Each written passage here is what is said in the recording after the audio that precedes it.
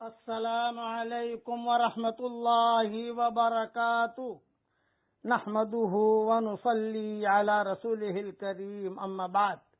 آج کا سبق سن لیجئے۔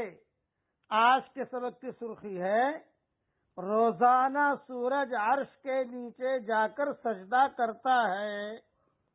اب حدیث سنیے۔ صحیح حدیث میں ہے، حضرت ابو ذر رضی اللہ تعالیٰ عنہ فرماتے ہیں، مجھ سے رسول اللہ صلی اللہ علیہ وسلم نے پوچھا، جانتے ہو سورج کہاں جاتا ہے؟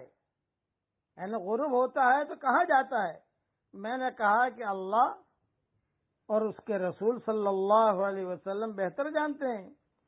فرمایا حضرت محمد صلی اللہ علیہ وسلم نے، سورج جاتا ہے اور عرش کے نیچے جا کر سجدہ کرتا ہے، پھر اسے طلوع ہونے کا حکم دیا جاتا ہے۔ ایک وقت آئے گا کہ اسے کہا جائے گا واپس لوٹ جا، یعنی جہاں سے آیا وہاں چلا جا۔ مغرب میں داخل ہوا تو غروب ہوا اور کہہ دیا جائے گا کہ چل یہیں سے نکل، وہی قیامت کا دن آ جائے گا۔ وہ یہ حدیث جو میں نے بیان کی یہ صحیح بخاری میں ہے اور دوسری کئی کتابوں میں موجود ہے۔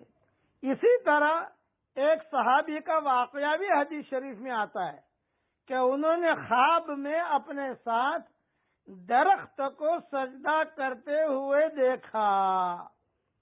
ترمذی میں یہ حدیث ہے۔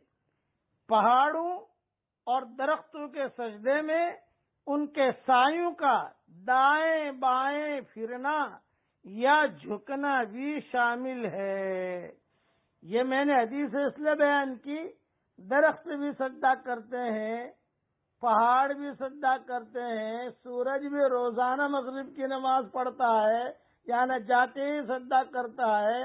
ہر چیز جو ہے وہ سجدہ کرتی ہے، اللہ کے احکامات کو پورا کرتی ہے، لیکن ایک انسان ہے جو غفلت میں زندگی گزارتا ہے۔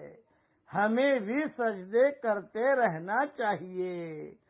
اللہ خاص طور سے اللہ تعالیٰ کے جو فرائض ہیں، آدمی اس کے اہتمام کرنے کی کوشش کرے اور گناہوں سے بچنے کی بھی کوشش کرے اور اہتمام کرے کہ میں گناہ نہ کروں، اور اہتمام کرے کہ میں فرائض ادا کروں۔ اللہ کی ذات سے امید ہے یہ جو دنیا میں پریشانیاں ہیں وہ ساری کی ساری پریشانیاں دور ہو جائیں گی۔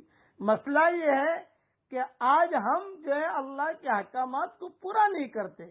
ارادہ کر لیں کہ ہم اللہ تعالیٰ کے سارے احکامات کو پورا کریں گے۔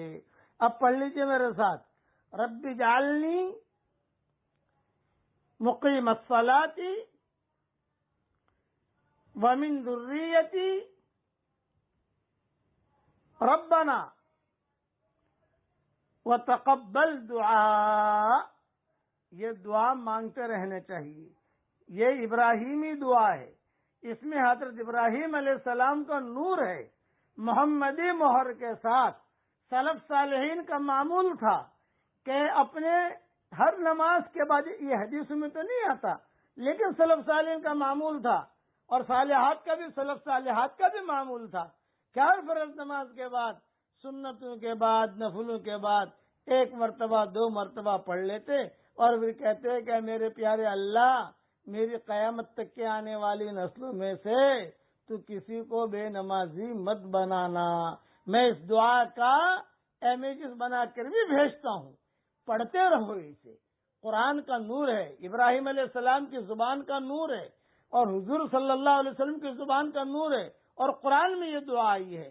اللہ تعالی ہم سب کی قیامت تک کے آنے والی نسلوں کو دیندار بنائے اور نمازی بنائے۔ نماز آ گئی، ہر خیر آ گئی، نماز چلی گئی، ہر خیر چلی گئی۔ اللہ تعالی ہم سب کو خوش کرے اور ہم سب کی پریشانیوں کو دور فرمائے۔ آمین۔ وآخر دعوانا ان الحمدللہ رب العالمین۔